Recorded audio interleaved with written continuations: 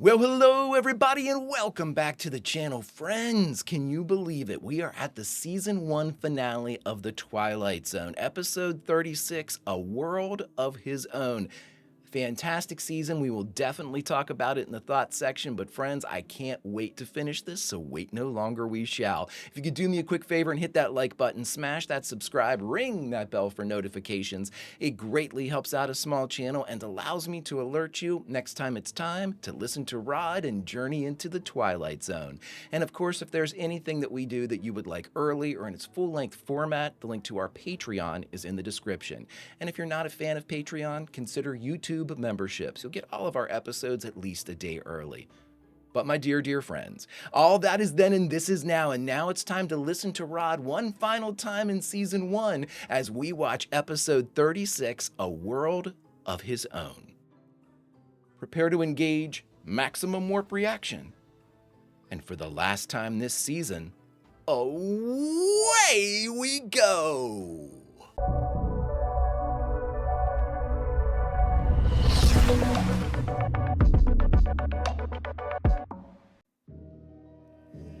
Here we are, everybody.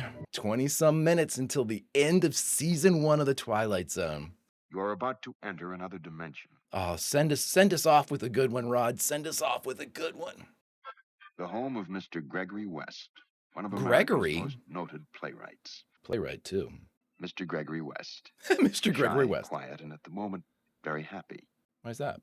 You really should be working, you know. You're nagging me. I'm only thinking of posterity. Think of me instead. Don't I always? Yes, you do. Great acting so far. Incredible exchange right there. Perfect, as always. Are you describing yourself, Mr. West? Let the mistress decide. She's decided. These two are great. Really great exchange there. And the final ingredient, Mrs. Gregory West. Yikes. Mary is not the missus. Gregory? Greg, not again. I have to. Gregory, I'm home, darling. No, Greg. Are you so afraid? So afraid of what? I mean, of revealing an affair? Probably. Darling, I'll only be a moment. I just want to come in and kiss you. You were just looking through the window. You know what's going on. I'm gonna kill her. No, Mary. What's the matter, dear? Something wrong? Something wrong? I love this guy. He's a great actor. There's gonna be glass all over the floor, everybody. Unless that somehow didn't happen. Didn't you like the movie? No, not very much. Would you like to join me for a 1:15 martini? He doesn't seem all that concerned. Oh, I see you dropped a glass. Oh, yeah. I was just walking over it and grinding it into the carpet. What are you doing, dear? Honey, what are you doing? Oh, I am checking the wall. The wall that is shared with the hallway outside, there couldn't be anything behind that. What's that? Oh. My scissors. This guy's a great actor. A secret door in here, would you? A secret door? That's what I said, darling. A secret door. Well, that's crazy. Are you all right, Victoria? Victoria. It's the strangest thing, but I was just standing outside this window only a moment ago, right here. You were? Yeah, bud. And you'll never guess what I saw through that window, Gregory. Or at least you'll never guess what I thought I saw. What'd you think you saw? I thought I saw a woman in your arms.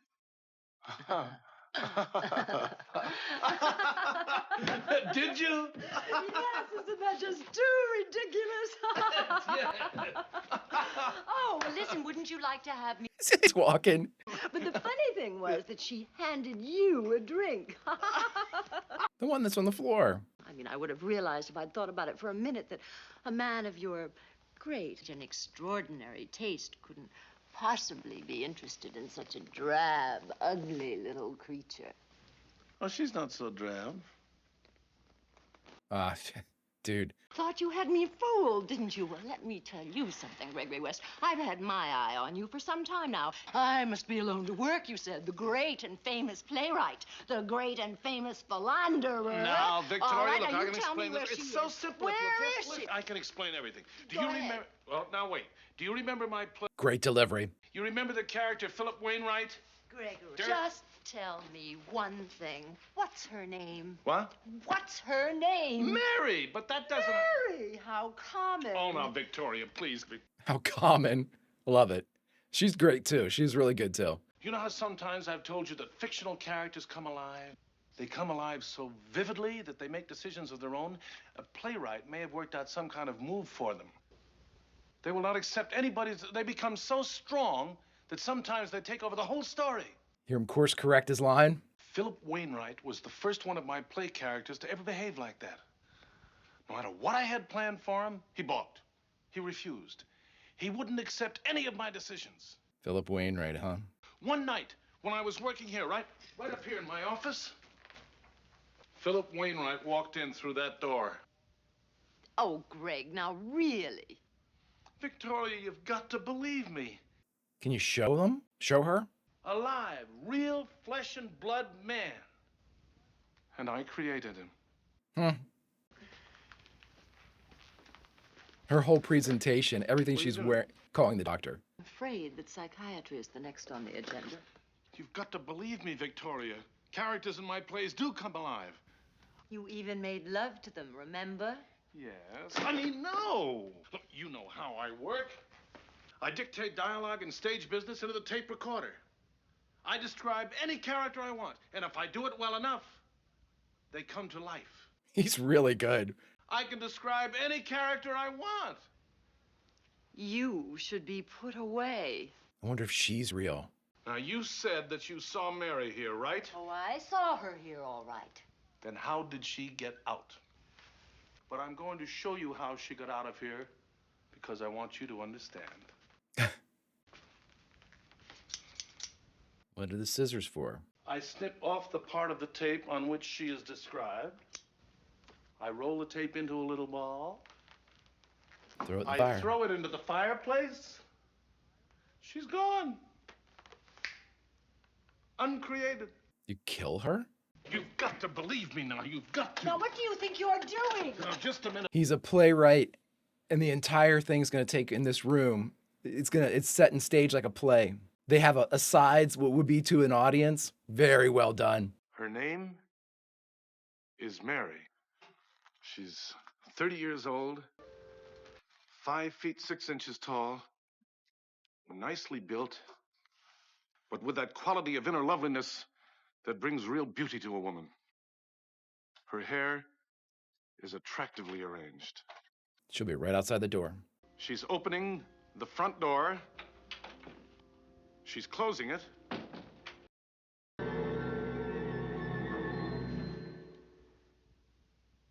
Does Mary remember from one time to the next? Good afternoon, Mrs. West. Victoria? Thoughts? Well, There's nothing to be afraid of, Mrs. West. do you believe me now, Victoria?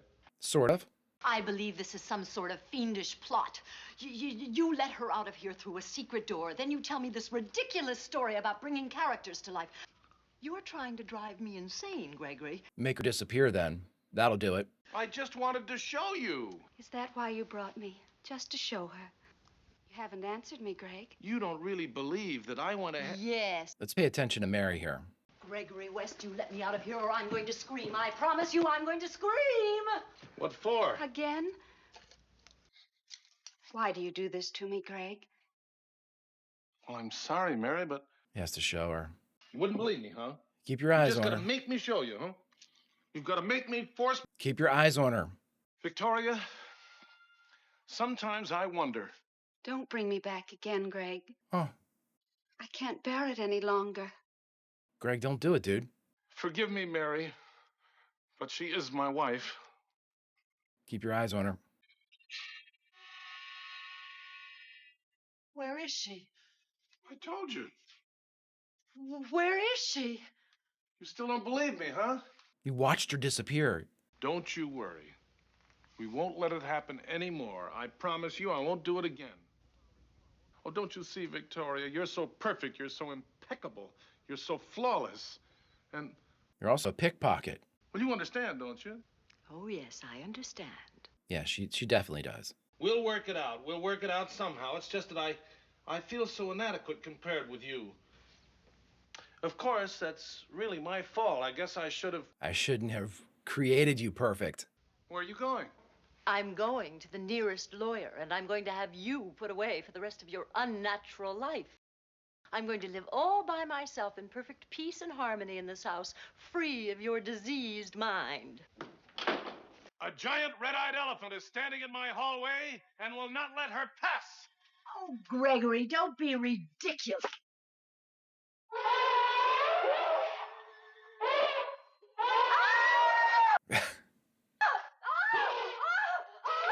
Jesus, Greg, that was a... Oh, there goes the budget. I think she's fake. Gregory, Or created. Then you say, you don't seriously think you're going to keep me in this house now, do you? Do you want me to do it again? No! But believe me, Gregory, the first opportunity I get, I'm going to have you put away. Believe me. Okay. How long has that been there? Well, ever since you and I were married. You are fake. What is that? You. What is this supposed to mean?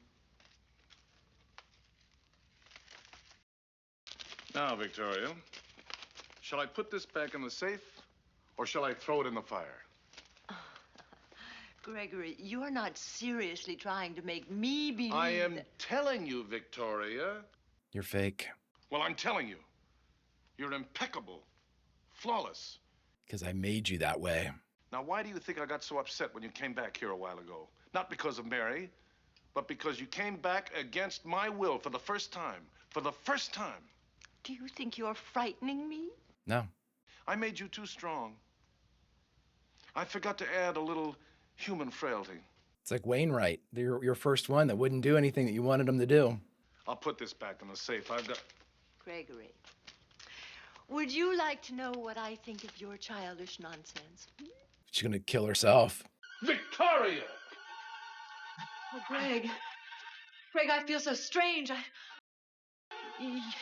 You don't mean that you were telling me the truth. Yeah. You were right. Victoria! Her name is Mrs. Victoria West. You need to stop, bud. Her name is Mary West. Her name is Mary. Mrs. Mary West. She asked you not to bring her back. She is in her husband's study, preparing him a drink. Does she remember? We hope you enjoyed tonight's romantic story on the Twilight Zone. At the same time, Rod! in real life, such ridiculous nonsense could never... Rod.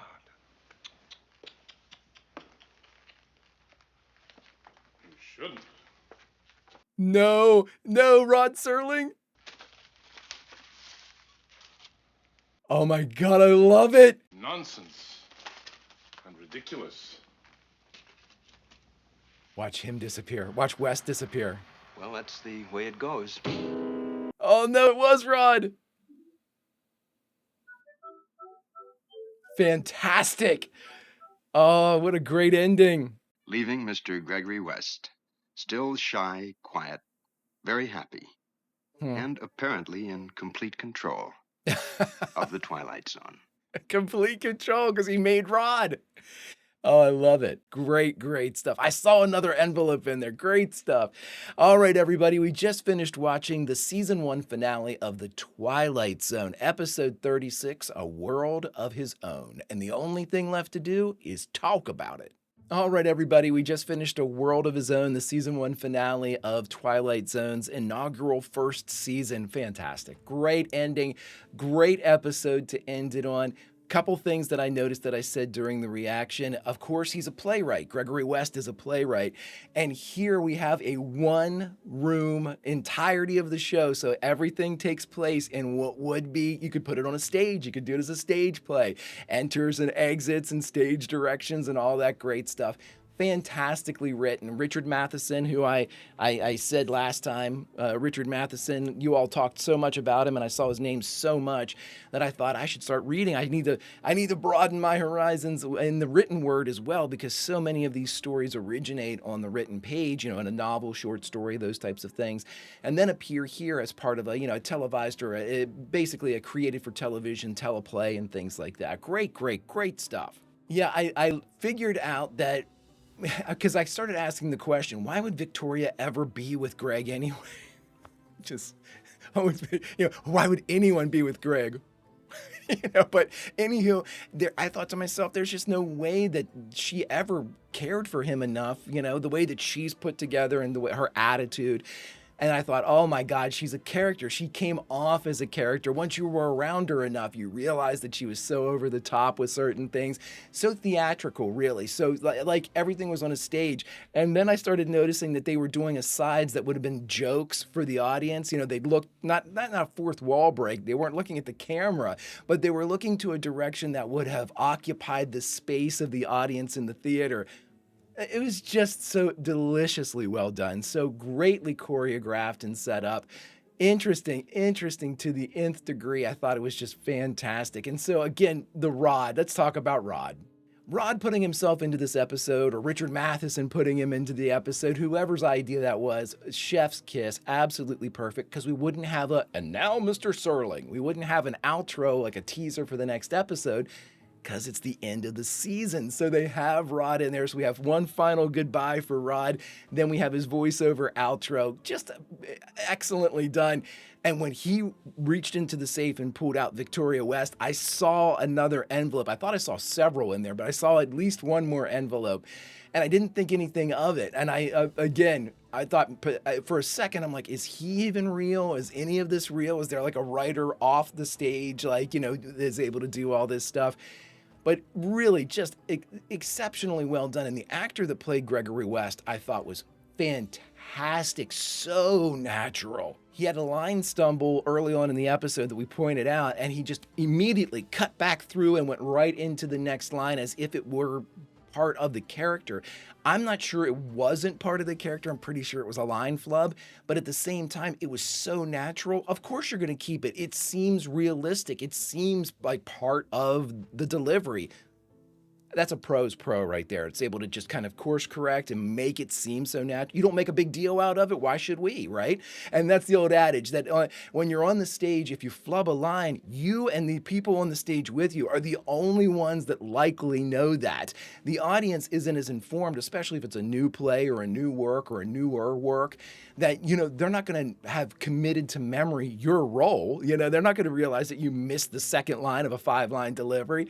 Just keep going. If you pause and stop and look at everybody, well, of course, then everyone's going to know something's wrong. And so Gregory West's actor obviously has done some type of stage work in the past. They all have, you can tell, in the earlier days of television.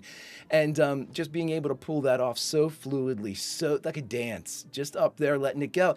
And again, that's a confidence of yourself, a confidence in your ability, a confidence in the words that you have memorized, the spoken words that you are given. It's a strength that the Twilight Zone has exhibited from Where Is Everybody all the way through to A World of His Own. Season 1 has been chock full of perfection through and through. And I guess that's a great place to end it, because I think that this one is just a perfect ending for season 1, talking about the creation of characters, talking about writing, giving it the twist and the twist, putting Rod in there, breaking everything, making the Twilight Zone seem like it's potentially suspect or compromised, right? Because Rod says, and Gregory West is in control, apparently, of the Twilight Zone. He took over everything. But again, it just leaves us with that imaginative seed that we can take in from all 36 of these episodes that we go back to and think about. I think about all of these 16mm Shrine. For some reason, I think about that one all the time, but not because it was bad. I'm drawn to that episode for some reason. I always think about it.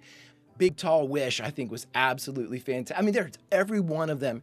Not one episode inside this one, with the exception of the Love Potion one, which I have blasted out of my memory.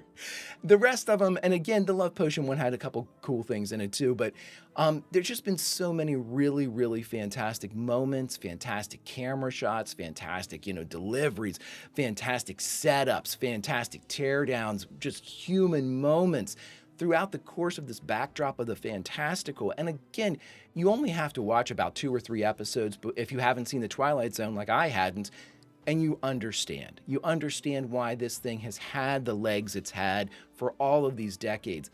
It is one of the best anthologies, if not the best anthology I've ever seen.